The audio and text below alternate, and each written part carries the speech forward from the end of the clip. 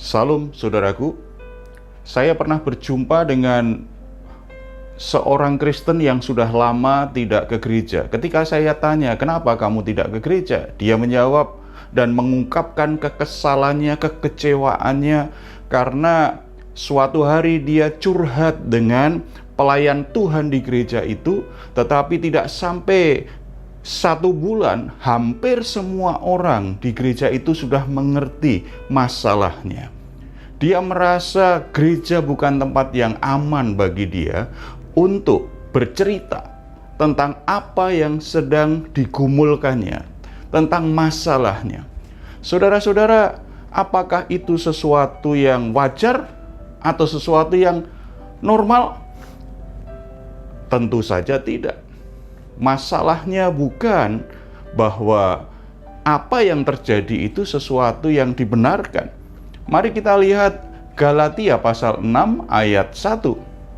Saudara-saudara, kalaupun seorang kedapatan melakukan sesuatu pelanggaran, maka kamu yang rohani harus memimpin orang itu ke jalan yang benar, dalam roh lemah lembut, sambil menjaga dirimu sendiri supaya kamu juga jangan kena pencobaan.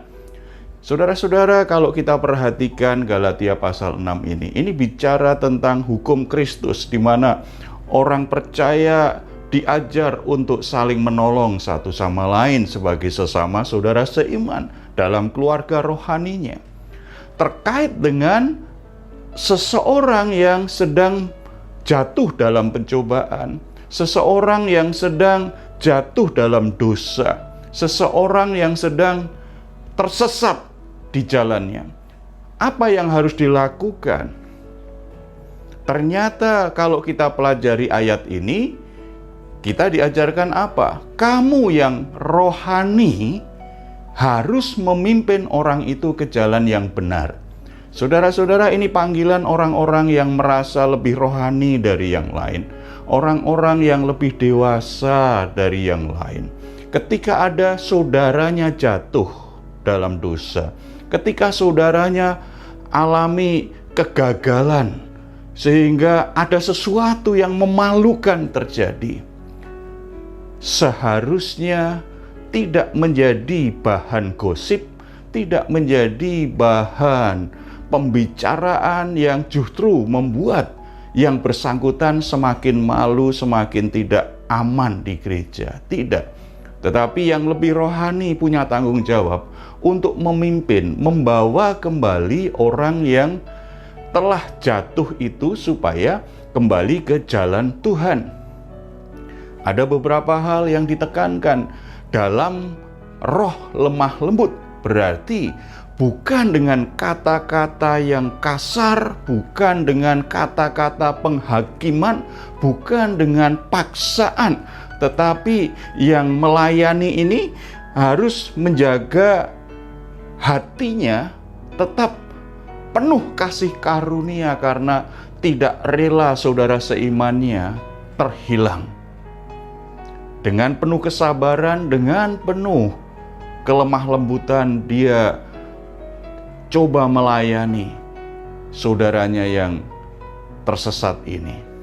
Bahkan ditekankan di ayat ini sambil menjaga supaya kita ini tidak jatuh dalam pencobaan. Jadi kita mesti menjaga hati kita. Kadang-kadang ketika kita menasehati, kita menegur, kita melayani, apalagi kalau saudara sendiri sedang jatuh dosa, seringkali kita terbawa emosi.